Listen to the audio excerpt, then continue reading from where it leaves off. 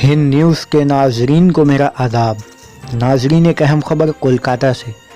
नाजरीन, शुरू करने से पहले मेरी यह गुजारिश है कि अगर आपने मेरे चैनल को सब्सक्राइब नहीं किया है तो अभी करें, ताकि मज़ीद आने वाली खबरों से आप रहे बाखबर। एनआरसी और कैब के खिलाफ मगरबी बंगाल की राजधानी कोलकाता में जमीयत उलमा हिंद की पुकार पर रियासत के मुख्तलिफ हिस्सों से लाखों की तादाद में मुसलमान जमा हुए और इस काले कानून के खिलाफ पुरअमन एहतजाज किया, जिसमें मुकर्रीरीन ने मरकज़ी हुकूमत से उस जाबिराना और मुस्लिम दुश्मन कानून को वापस लेने का मुतालबा किया।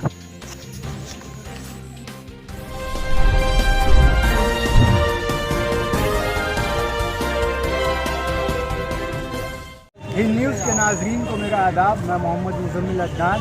मैं जावेद अख्तर। आज कोलकाता में सीएबी और एनआरसी के खिलाफ प्रोटेस्ट चल रहा है। चलिए इस सिलसिले में लोगों की राय है। जी, ये कानून मुल्क के दस्तूर के खिलाफ है, इसलिए ज़रूरी है कि इस कानून को जल्द से जल्द वापस लिया जाए। मुल्क के दस्तूर में इस बात की गुंजाइश नहीं है कि मजहबी तफरीक पैदा की जाए। इस कानून को बनाने का मकसद क्या है? इस कानून को बनाने का मकसद मुल्क में मजहबी नफरत पैदा करना है, मजहबी मुनाफरत पैदा करना है और हिंदू मुसलमानों के दरमियान बंटवारे की सियासत करनी है, जो अंग्रेज़ों ने की थी। और मुल्क के हिंदुओं ने भी और मुल्क के मुसलमानों ने भी इसे महसूस कर लिया है कि बीजेपी नफरत की सियासत कर रही, इसलिए हिंदू भी इसे रिजेक्ट कर रहे हैं और मुसलमान भी रिजेक्ट कर रहे हैं।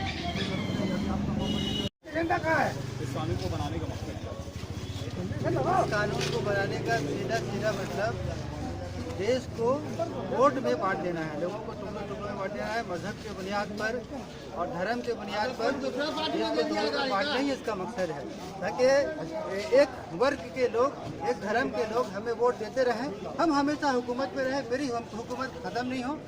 अगर मेजोरिटी हमारे साथ रहेगी तो हम ही हुकूमत में रहेंगे। मेजोरिटी में माइनॉरिटी में तकसीम कर देना है, टुकड़ों में देश को बांटना है। तो क्या लगता है आपको कि मोदी जी को इस कानून को वापस लेना चाहिए? बिल्कुल वापस लेना चाहिए, जितना जल्दी वापस ले ले उनके लिए उतना अच्छा है। कानून को बनाने का मकसद कानून को बनाने का मकसद ये है कि कुछ लोगों की हिंदुस्तान को बांटना है। हमारा कहने का मतलब ये है कि मोदी ये अमित शाह ने सारे कौम का नाम लिया, मुसलमान का नाम क्यों नहीं लिया? आसिम सबको ले, पूरी दुनिया को ले ले वो, लेकिन मुसलमान का नाम क्यों नहीं लिया? मुसलमान को शामिल क्यों नहीं किया? हमारे मुसलमान को शामिल करना है, जिसने सब कौम का नाम शामिल किया तो मुसलमान का नाम शामिल करे। और ये जो ध्यान भटका रहा है कि मैसियत हिंदुस्तान की ख़राब चल रही है, लेकिन नौकरी नहीं मिली, चाकरी नहीं मिल रही, दुनिया परेशान है, लोग है कारोबार सब परेशान है, उसको छोड़ के अपने ध्यान बटा करके बगैर खाने को देने को ध्यान बटा ही है आरसी पर। ये आरसी जल्द से हटाना चाहिए उसको, नहीं तो हिंदुस्तान में अच्छा नहीं हो रहा है। क्या लगता है आपको कि मोदी जी को इस कानून को वापस लेना बिल्कुल मोदी सिंह का कानून को वापस जल्द से लेना चाहिए, साथ देशों को लेना चाहिए, वरना मुल्क का बहुत बड़ा खिलाफ हो जाए। चाहिए? इस कानून को बनाने का मकसद क्या है? देखिए, इस कानून का केवल मकसद ये है जो हम लोग बहुत ज़माने से एक साथ रह रहे हैं और आपस में कोई भेदभाव नहीं है और यकसा शहरी हकूक़ हासिल है। ये लोग चाहते हैं कि दो हिस्से में या सेक्टर में बढ़ जाए, हमारा देश कमज़ोर हो जाए, हम कमज़ोर हो जाए, या इसके अलावा आप ये समझिए कि जो देश में 1000 तरह के प्रॉब्लम्स आए हैं उनकी जानिब से ध्यान हट जाए, उसके ध्यान को हटाने के लिए मुद्दा यहाँ ले आए हैं। अभी आप देखिएगा, ये कंप्लेन तो कर रहे हैं, एहतजाज कर रहे हैं कि वापस लो। हो सकता है कि अल्लाह ना करे इससे कोई बड़ा एक्सीडेंट ये करके सब लोगों का ध्यान उस तरफ चले जाए, इस तरफ से ध्यान हट जाए, जो कि तारीख में आप देख ही रहे हैं कि ये हुकूमत इसी तरह चल रही है। जब कोई कांड से झमेला ध्यान हटाना होता है तो इससे बड़ा कोई वाक़या वक़ूफ़ पज़ीर हो जाता है और इसको तो वापस हर हाल में लेना चाहिए। हमारा आर्टिकल 14 के हिसाब से जो लोग भी हिंदुस्तान में रह रहे हैं वो हिंदुस्तानी शहरी हैं और उन्हें यकसा शहरी हुकूक हासिल है। लेकिन जब ये कानून नाफिज हो जाएगा तो कम व बेश आप ये समझिए कि ख़ास तबके को दूसरी दर्जे का शहरी का हैसियत दे दिया जाएगा, जिसकी बिना पर बहुत चीज़ें मुतासिर होंगी, हमारा हक छीना जाएगा। इसलिए हम लोग मैदान में खड़े हैं। इसके अलावा आपने देखा यूनिवर्सिटी, स्कूल का अब तो ऐसा लगता है ये सारे आवाम, सारी पब्लिक इसके खिलाफ उठ खड़ी हुई। इसमें कोई कास्ट की भी कैद नहीं है, कोई धर्म की कैद नहीं है, कोई मज़हब की कैद नहीं है, कोई ज़बान की कैद नहीं है। यहाँ तो अब तो लोग एकदम सिर्फ इसके खिलाफ हो रहे हैं कि NRC हटाओ। देश में इतने सारे प्रॉब्लम, तो उसकी तरफ ध्यान दो, और बेरोज़गारी की तरफ ध्यान दो, GDP की तरफ ध्यान दो। ध्यान देने के लिए तो बहुत तरह की चीज़ें हैं, लेकिन आप फालतू काम में NRC, NRP और क्या में लगे हुए हैं, वापस भी नहीं ले रहे हैं। आप देख रहे हैं कि आवाम का क्या हाल हो रहा है। हमें तो ऐसा लगता है कि फ़ौरन से बेशतर मज़ीद एक सेकंड ना लेट करते हुए इस कानून को, सरकार को, देश को बचाने के लिए इस कानून को वापस लेना चाहिए, ताकि जो एक सारे हिंदुस्तान में इज़्तिराब, एक बेचैनी, एक तरह की हिजान बरपा है, इसको कंट्रोल हो, लोग शांत हों, अपने अपने कामों में लगें और इसे फ़ौरन वापस लेना चाहिए। वेलकम। बीजेपी सरकार ने जो काम किया है, संविधान के 14 नंबर धारा, 15 नंबर धारा में डायरेक्टली वार किया गया है। देश के खिलाफ जितने भी काम किए, देश एक सेक्युलर कंट्री है, इस सेक्युलर कंट्री में इस तरह से काम किया जा रहा है, हिंदू, सिख, ईसाई सबको जगह दिया जा रहा है, मुस्लिमों को सिर्फ हटाया जा रहा है। बीजेपी की सरकार ये दोगला सरकार है, हर वक्त अपनी जवान को फेरती है, कभी बोलती है आधार कार्ड नहीं चलेगा, वोटर कार्ड नहीं चलेगा। जिस डॉक्यूमेंट से उसे सरकार बनाया है जनता ने, आज कहता है कि वही डॉक्यूमेंट कोई काम की नहीं। इस कानून को लागू करने का मकसद क्या है? मकसद क्या है? डिवाइड करना है। इतना दिन तो सब आदमी एक साथ रहते थे कलकत्ता में, बहुत सारे दुनिया में सब भारतवर्ष एक साथ, लेकिन दुनिया में सबसे पहले आदम वाला नबी की ना अलैहिस्सलातु वस्सलाम पहले आए, तो उसके बाद ये सरजमीन पूरे साथ एक साथ मिल के रहते थे। और आप लोगों को क्या लगता है कि मोदी जी को ये कानून वापस लेना चाहिए? एकदम लेना चाहिए, जरूर लेना है, लेकिन वो इसका कानून देश का संविधान का विरोध है, इसलिए पूरा देश का, अभी सिर्फ पश्चिम बंगाल नहीं है, पूरा देश का चल रहा है। अब देखते हैं दिल्ली में, गुजरात में, पंजाब में, लुधियाना में, सब जगह में यही NRC बातें कर रहे हैं। इस कानून को बनाने का यही रहता है कि हिंदुस्तान का जो शहरी है वो महफूज रहे, अच्छी बात है, लेकिन यहाँ पर जो इनका मकसद जाहिर हो रहा है, इससे बहुत बड़ा खतरा मंडरा रहा है। इसलिए जो हिंदुस्तान की जब आज़ादी की तहरीक चली थी, उसमें यहाँ पर हर किस्म के लोग, वो हिंदू, मुस्लिम, पंजाबी, ईसाई, जैन और दलित, हर किस्म के लोग, लेकिन अभी इस तरह का इनका जो मंशा समझ में आ रहा है, इससे यही समझ में आ रहा है कि इससे मुसलमानों को टारगेट किया जाए, उसके बाद हमारे पंजाबी भाइयों को टारगेट किया जाए, दलित को टारगेट किया जाएगा। ये वही हो रहा है जो काम अधूरा छोड़कर गया था अंग्रेज डिवाइड एंड रूल का, वही काम सेम हमारे यहाँ ये जो हुकूमत आई है, उनका यही इरादा लग रहा है। इससे इनका इरादा मतलब कि अच्छा नहीं मालूम होता, इससे यहाँ के हिंदुस्तानियों को बहुत तकलीफ पड़े है। आपको क्या लगता है कि ज़रूर जाना चाहिए कि चूँकि हिंदुस्तान एक बहुत बड़ा मुल्क है, जमहूरी मुल्क है, और यहाँ हर किस्म के लोग रहते हैं, मुख्तलिफ मज़ाहिब के लोग रहते हैं, मुख्तलिफ सोच और माइंड के लोग रहते हैं, हर लोगों का नज़रिया अलग है। तो इतनी बड़ी आबादी को वो, और फिर सबसे बड़ी बात हिंदुस्तान का जो एक पहचान है पूरी दुनिया में, इंसानियत का एक पहचान है, यहाँ हर किस्म के लोग रहते हैं और हर तरह के मज़ाहिब के लोग रहते हैं। तो इससे मतलब हिंदुस्तान का जो मतलब एक ये मतलब कि अटूट जो रिश्ता है इंसानियत का, वो पारा पारा हो जाएगा ऐसे करने से। चूँकि सिर्फ अभी ऐसा लग रहा है कि हम लोगों को भगाया जाएगा, लेकिन उसके बाद दूसरे मतलब कम्युनिटी को भी भगाया जाएगा। ये बहुत खतरनाक इरादा है। तमाम मुसलमानों का देश है, हमें जो है अलग क्यों निकाला जा रहा है? इस कानून से हमें अलग क्यों निकाला जा रहा है? आज मोदी का मंत्री कहता, कल मोदी कहेगा, अमित शाह कहेगा तुम लोग इस देश से निकल जाओ, हम लोग कहाँ जाएंगे? ये देश में हमारा खून बहा है, इस देश पे हम लोग जो है लड़ा है, इसी देश पे जन्म लिया, इसी देश पे हम लोगों को मरना है। मारेगा ऐसा देश के लिए जान देने लिए तैयार है। आज हम लोग देश के लिए जान देने तैयार है। हेलो, इस कानून को बनाने का मकसद क्या है? इस कानून को बनाने का मतलब है बेईमानी। मोदी सरकार जितना झूठ बोलते हैं, उतना की बात करते हैं। ये NRC करने के बहुत उन्होंने बोला, और बोलने के बाद उन्होंने बोला कि 69 का डॉक्यूमेंट निकालिएगा, यहाँ रहिएगा, मगर ये बात भी गलत है। हिंदुस्तानी मतलब जमहूरियत कहा जाता है। हिंदू मुसलमान सिख ईसाई सब एक साथ मिलके भाई भाई बनते रहे, मगर हमेशा ये बात फुसला के करते हैं और हद से ज़्यादा झूठ बोलते हैं। और उससे ज़्यादा गहरा अमीर शाह, वो तो झूठ के पहाड़ है। जब भी बोलते हैं झूठ, मगर वो डिफेंस करना ही नहीं चाहते। क्यों नहीं? उसके बाद का जवाब उसके पास खुद ही नहीं है। उस सरकार बोलता है जो बात, तो वो उनका अपोजिट को लेके बोलते हैं, मगर वो डिफेंस करते ही नहीं। इसी के साथ मैं अपना बात समाप्त करता हूँ। ये एनआरसी हम लोग लागू होने नहीं देंगे और ये लागू कोई भी कीमत में नहीं होगा, क्योंकि मोदी सरकार जो चाहते हैं और जितने पैसे फालतू उसने खर्चा किए उसका भी हिसाब उन लोग को देना पड़ेगा। जब तक वो सत्ता में है, वो चाह रहे मेरी मर्जी है, हम जो चाहेंगे वो करेंगे, मगर वो चीज़ गलत है। मोदी सरकार को ये देश में रहने के लिए अच्छा कानून बनाना होगा, वरना वो जितने जल्द से जल्द हो सके वो इस्तीफा दे दें और अपने सीट को छोड़ दें, क्योंकि ये चीज़ वो खुद जानते हैं कि हम ये बात खुद ही नहीं सकेंगे। जब वो जानते हैं तो वो आखिर वो सच बोल रहे तो वो डिफेंस करने में क्या दरकार है?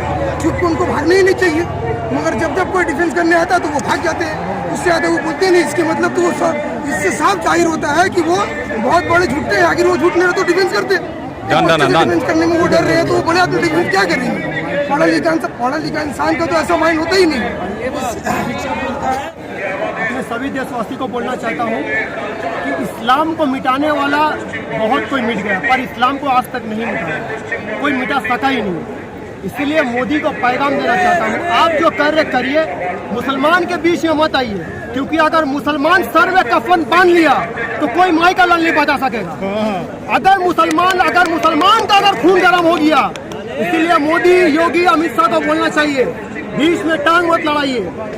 आज आप बोलते हैं पाकिस्तान पाकिस्तान पाकिस्तान, अरे आप तो बिन बुलाए पाकिस्तान चले गए थे इमरान खान से मिलने, तो आप लोग हमें बोलते हैं, मुसलमान को बोलते हैं, आप ओरिजिनल देश के गद्दार हैं। রক্ত দিয়েছে এই স্বাধীনতার জন্য, আমরা আমাদের এই দেশের জন্য জান দিতে প্রস্তুত আছি, কিন্তু আজ যারা এই দেশের সঙ্গে বিদ্রোহ করেছে, যারা ইংরেজের সহযোগিতা করেছে, যারা ইংরেজের কাছে ক্ষমা চেয়েছে, তারা আজকে আমাদের সার্টিফিকেট কিসের জন্য সার্টিফিকেট দিয়ে কেন আমরা পরিচয় করতে যাবো? আমরা এনআরসি সিএবি কেন আমরা মানবো? এটাকে আমরা কোনো অবস্থাতেই এই সিএবিকে মানবো না। সিএবি অ্যাক্টকে আমরা মানতে চাইছি না, মানবো না, কোনো অবস্থাতেই আমরা পরীক্ষা দেবো না। CAA ये जो है एक्ट जो बन चुका है आपका, CAB से CAA हो गया है, इसको आप साफ तरीके से समझ ले कि ये इशू हो चुका है और ये कानून बहुत गंदा कानून है। और जिस कानून के खिलाफ हम लोग आज उठे हैं, इसके लिए उठना बहुत पहले चाहिए था, क्योंकि भाजपा सरकार कल भी थी और अटल बिहारी वाजपेयी कल भी थे और बीजेपी आज भी है। क्या बीजेपी कल नहीं थी? आज भी बीजेपी है और कल भी बीजेपी थी। बीजेपी ने हुकूमत किया और अच्छी हुकूमत की, बहुत अच्छे तरीके से मुसलमानों को भी देखा और गैरों को भी देखा, खुद को भी देखा और बंगाल वालों को भी देखा, दिल्ली वालों को भी देखा, मुंबई वाले को भी देखा, हर शहर को, हर कस्बे को और हर गांव वालों को देखा। लेकिन सबसे बड़ी बात यह है कि ये कैब को लागू करने का मतलब सिर्फ और सिर्फ एक होता है कि मुसलमान के खिलाफ है, बीजेपी पार्टी मुसलमान के खिलाफ है, RSS मुसलमान के खिलाफ है और बजरंग दल मुसलमान के खिलाफ है।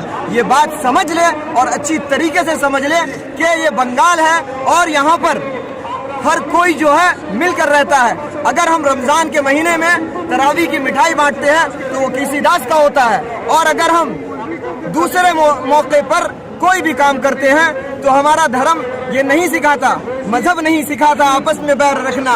हिंदी है हम, हिंदुस्ता है हमारा, सारे जहां से अच्छा हिंदुस्ता है हमारा। सरफरोशी की तमन्ना अब हमारे दिल में है, देखना है जोर कितना बाजुए कातिल में है। एक तहत इन लोगों ने बहला फुसला के जो है अमित शाह के मतलब तो बादशाह के होते हैं, लेकिन इन्होंने एकदम फकीरी की काम की है। वो समझते हैं कि जो है मुसलमान और हिंदुओं को लड़ा करके आपस में अपनी जो राजनीति को उजागर करेंगे, वो अपनी राजनीति को हम लोग यकजा हो जाएंगे, सिख मुस्लिम ईसाई तो सारे उनकी निस्त नाबूद हो जाएंगे। फिर और सद्दात सारे बर्बाद हुए हैं और ये अपने आप को बादशाह समझ रहा, ये भी बर्बाद होगा इंशाअल्लाह।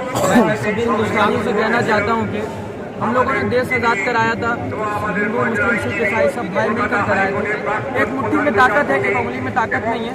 एक मुट्ठी को वो तोड़ रहे हैं। अमित शाह, मोदी जैसे RSS वाले जो है वो इस एकताई को, हम लोग यूनिटी को तोड़ रहे हैं। और ये जो CAB लागू हुआ है ये कॉन्स्टिट्यूशन के अगेंस्ट में जा रहा है। और आर्टिकल 14 में लिखा हुआ है कि सभी को इक्वालिटी के हिसाब से देखा जाएगा, सबके लिए बराबर कानून है। लेकिन ये कानून के साथ खिलवाड़ कर रहे हैं। मैं अमित शाह, मोदी से कहना नहीं चाहता हूँ, मैं हिंदुस्तान के एक फर्द से कहना चाहता हूँ कि वो जाग उठे, खड़े हो जाए, अपने कॉन्स्टिट्यूशन के खिलाफ आवाज़ उठाए, वरना सबको गुलाम बना दिया जाएगा। अंग्रेज को गुलाम बना के गए, फिर वो दोबारा हम लोग को फिर करना पड़ेगा। सभी, हर एक, कोई मजहब नहीं है, सब एक इंसानियत के नाते भाई भाई मिलकर एक साथ खड़े हो और हुकूमत को ये कैंसिल करने बोला जाए। ये बहुत ज़रूरी है सभी के। कानून को बनाने का मकसद उसका कुछ नहीं है, अपना राज करने का मकसद है अमित शाह नरेंद्र मोदी का। ये कानून जो है काला कानून है। इस देश में हिंदू, मुस्लिम, सिख, ईसाई हम लोग सब मिल के रहते हैं और हम लोग मिल के रहना चाहते हैं। और ये हिंदुस्तान किसी का बाप का नहीं है। इस हिंदुस्तान को स्वाधीन करने के लिए, इंग्रेज का हाथ से छीनने के लिए जितना हिंदू ने खून बहाया है उतना मुसलमान ने भी बहाया है। अशरफुल्ला खान का खून है, अल्लामा फजले हक खैराबादी का खून है, इसमें हिंदू का भी है, मुस्लिम का भी है। ये देश मोदी का बाप का नहीं है, अमित शाह का बाप का नहीं है, जोगी का बाप का नहीं है, ये सारे हिंदुस्तानी का देश है। इस हिंदुस्तान में सारे हिंदुस्तान रहेगा। वापस कर लेना।